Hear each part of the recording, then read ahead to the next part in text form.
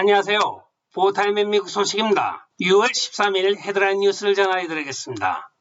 보타임의 오늘의 첫 번째 소식을 전해드리겠습니다. 텍사스 우발대 총기 난사 사건 이후에 미국에 갑자기 불거지고 있는 총기 규제에 대하여 오늘 올라온 속보를 전해드리겠습니다. 상원에서 레드 플래그라고 하여 빨간 깃발을 꼽는다는 뜻의 법안을 2년 전부터 민주당이 줄기차게 상정을 하였습니다. 그러나 계속적으로 부결이 되었는데 이번 우발대 사건을 이유로 공화당 상원 10명이 공화당의 기본 정책을 어기고 민주당의 투표하기로 결정하므로 이들이 잠정적인 합의에 도달하였다고 발표가 되고 있습니다. 10명의 민주당을 도와 총기규제법에 투표할 공화당 상원의원은 대부분의 라이노로 밝혀지고 있습니다. 여러분들이 잘 아시는 라이노들인 텍사스의 존 카닌, 노스캐롤라이나의 탐 틸리스와 리차드 벌, 미주리의 로이 블런, 루지애나의 빌 캐스디, 메인의 수잔 콜린스, 사우스캐롤라이나의 린지 그램, 오하이오의 랍 포트만, 유타의 밋 롬니와 펜실베니아의 팻 두미 이렇게 10명입니다. 실제로 이 법안은 아직까지 작성되지 않았으나 이들이 기초합의에 도달함에 따라서 작성되는 즉시 상원에 회부되어 통과될 예정으로 밝혀지고 있습니다. 여기에 유일한 희망은 현재 60명이 되어 있는 이 상황에서 민주당의 중도파인 조 맨신 의원과 시네마 의원에게 공화당 측에서는 희망을 걸어보고 있다고 전해지고 있습니다. 한편 하원에서는 지난 8일 223대 206으로 아동보호법이라고 하여 다른 형태의 총기규제법을 통과시킨 바가 있습니다. 그러나 최근에 이 총기규제법의 내용을 살펴보면 민주당은 총기를 규제하자는 쪽이고 공화당은 총기를 휴대하자는 쪽으로 가고 있으나 민주당은 총기 휴대를 금지하는데 개인당은 지금 제외를 시키고 있습니다. 정상적인 미국인에 대하여 총기 휴대를 금지하자는 것이고 불체자들이나 여기에 대해서는 아무런 조항이 없습니다. 미국의 총기 사망의 80%를 차지하고 있는 것이 바로 개인당 간의 총격전에 의하여 인명살상이 발생을 하고 있습니다. 가장 많은 인명살상이 발생하고 있는 것에 대하여서는 모른 채 하면서 일반적인 시민의 자기 경호용인 총을 빼앗고자 하는 것이 바로 민주당의 정책이기도 합니다.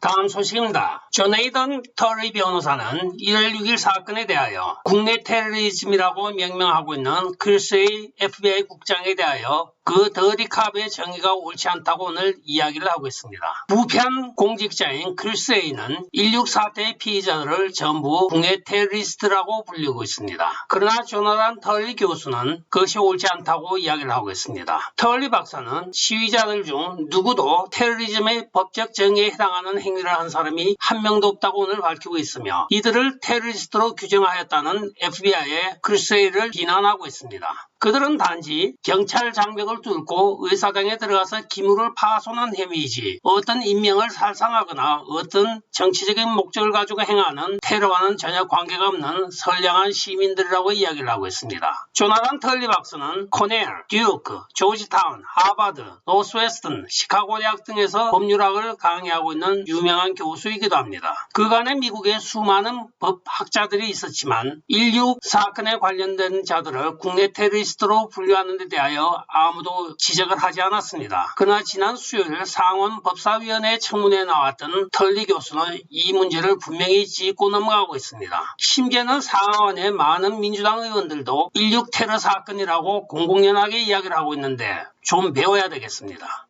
다음 소식입니다. 참 미국의 똥별로 대표되는 밀리 합참의장과 리치 체니가 1.6 특별 프로그램에서 그들이 말하길 도널드 트럼프 대통령이 방위군을 1월 6일 배치하기 위하여 국방부에 전화를 걸지 않았다고 거짓말을 하고 있습니다. 물론 이들의 말은 한편으로는 맞긴 맞습니다. 왜냐? 도널드 트럼프 대통령이 벌써 1월 5일 이전에 주 방위군을 파견하라고 승인을 했기 때문에 국방부에 대여 전화를 걸 필요가 없었던 것입니다. 그러나 이번에 이들이 특별 프로그램을 제작하여 9시에 방영할 때 도널드 트럼프 대통령이 주방위군을 승인하였다는 내용은 쏙 빼버리고 국방부에 전화를 걸지 않았다는 사실만 부각하여 방송에 내보낸 것입니다. 그러나 최근에 소셜미디어가 많이 발달함에 따라 도널드 트럼프 대통령이 낸시 펠로시에게도 서한을 보내 주방위군을 배치하라고 하였고 또한 주방위군을 사전에 승인한 것도 밝혀지고 있습니다. 헤아려 감추인 것이 없다고 다 드러나게 되어 있습니다.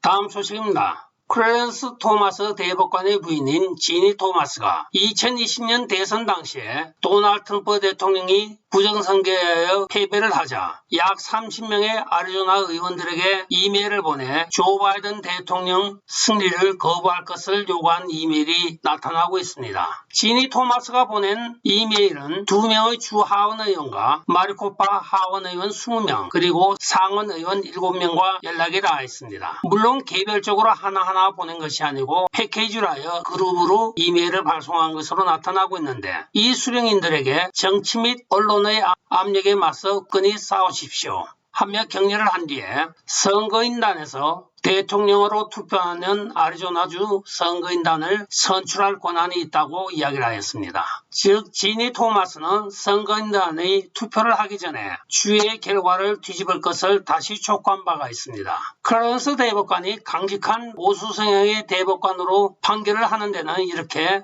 바른 사고를 가진 부인이 뒷받침이 되고 있었던 것입니다. 다음 소식입니다. 테네시주 페리 카운티에서 긴급 주의보를 발생을 하고 있습니다. 주차장이나 또는 길거리에 이불이 떨어져 있거나 또는 희귀한 펜이가 떨어져 있으면 절대로 줍지 말라고 경고를 하고 있습니다. 대부분의 마약 딜러나 또한 강도들이 이 가운데 메사암페타민을 발라놓았다고 합니다. 투명의 가루를 발라놓음으로써 뭣도 모르고 이 돈을 집어들었다가는 중독이 된다고 합니다. 중독이 되게 되면 자기 몸을 가눌 수 없을 정도의 강력한 마취작용을 나타내기 때문에 강도를 당할 위험이 너무 높다고 경고를 발행하고 있는 것입니다.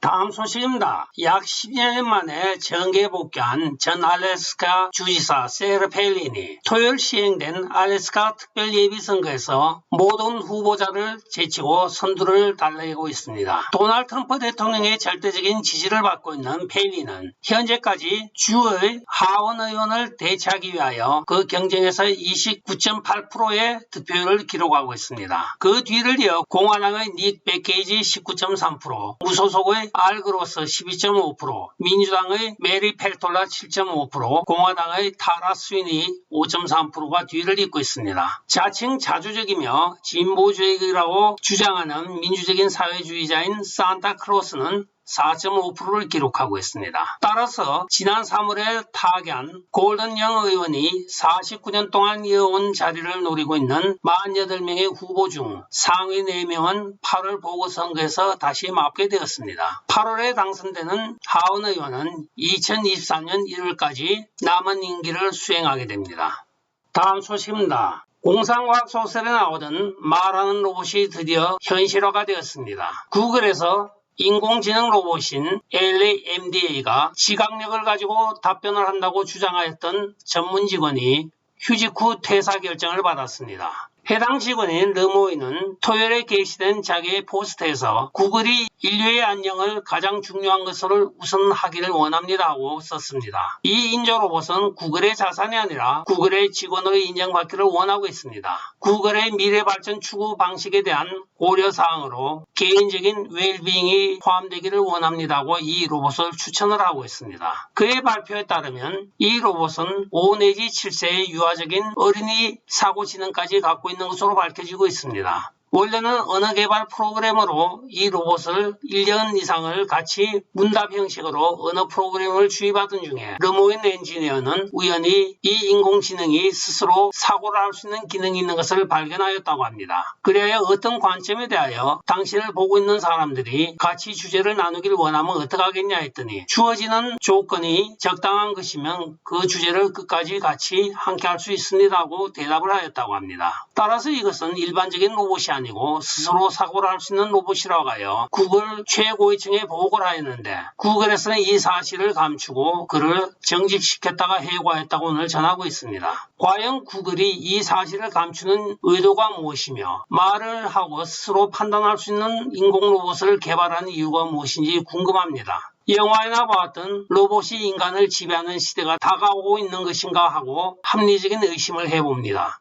다음 소식입니다. 달러웨어 민주당 상원 의원인 크리스 쿤스가 팍스뉴스와의 대담에서 대법원 판사집 밖에서 지금 시위를 벌이고 있는 시위자들을 체포하는 것이 옳습니까? 하고 물어보니 대답을 회피하고 답변을 하지 않고 있습니다. 그는 낙태 지지자로서 지금 카브나우 대법관 자택 바깥에서 행하여지고 있는 많은 낙태 지지자들의 데모를 옹호하는 발언을 하고 있었습니다. 그러나 분명히 한때는 법사위원 출신이었던 그가 미국 헌법에서 금지하고 있는 법관의 재판에 영향을 미칠 수 있는 모든 시위는 법관의 지위로부터 몇 야드 안에는 할 수 없다는 규정이 있는 것을 알고 있을 텐데 대답을 회피하고 있습니다.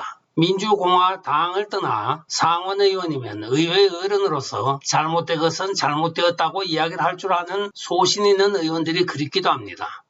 다음 소식입니다. 미국 최대의 돼지고기 가공 업체인 스미스필드가 캘리포니아주 벌너먼에 소재하고 있는 공장을 문을 닫는다고 발표를 하고 있습니다. 이들은 치솟는 경비 때문에 도저히 캘리포니아에선 더 이상 사업을 영위할 수 없다고 2023년 1월부로 문을 닫겠다고 오늘 발표를 하고 있습니다. 이 공장은 불과 몇 년 전에 홍콩 제부일인 WH그룹에 판매가 되었던 공장이기도 합니다. 미 서부와 중부에 몇 개의 공장을 가지고 있는 이 회사는 타 지역에 비하여 캘리포니아가 돼지들의 환경 보호와 도살의 환경을 개선하라는 주정부의 새로운 법에 적용을 받아 타 지역에 비하여 약 3.5배의 경비 지출이 발생을 하여 도저히 이 공장을 운영할 수 없다고 밝히고 있습니다. 죽는 돼지들의 쾌적한 환경을 제공하고 수송 도중에도 돼지가 스트레스를 받지 말라고 돼지 간의 간격과 또한 한 차에 실을 수 있는 수량을 정해버리는 통에 치솟는 경비를 감당하지 못하여 결국은 문을 닫는다고 발표를 하는 것입니다. 식품값이 올라가고 있는 이 상황에서 최대 육가공 업체가 하나가 문을 닫음으로써 가격은 더욱더 뛸 것으로 전망되어지고 있습니다. 결국은 동물보호단체의 입김 때문에 세계 최대의 돼지고기 가공 공장이 문을 닫게 되었습니다. 오늘의 마지막 소식입니다. 지금 미국 소매점 선반에서 탐폰이 풍기 현상을 빚고 있습니다. 이러다가 미국에 지금 애기들 기저귀도 부족한 것이 아닌가 하고 염려가 되어지는 사건이기도 합니다. 물론 제조업체에서는 운송 병목 현상과 공장의 인력 문제 또는 제품을 만드는 데 필요한 주원료인 펄프의 부족 등을 이유로 들고 있으나 대부분의 소비자들이 생각할 때는 유사업종인 애기들 기저귀도 부족할 것이라고 지금 기저귀 사재기에 나서고 있습니다. 소매 약국들인 CVS, 타겟, 월그린 등에서는 일부 매장에서 제한된 탐폰만 공급을 받고 있다고 발표를 하고 있습니다. 끝까지 시청해 주셔서 감사합니다. 좋아요, 구독, 알림 그리고 공유 부탁드리고 댓글 많이 부탁드립니다. 안녕히 계십시오. 바이.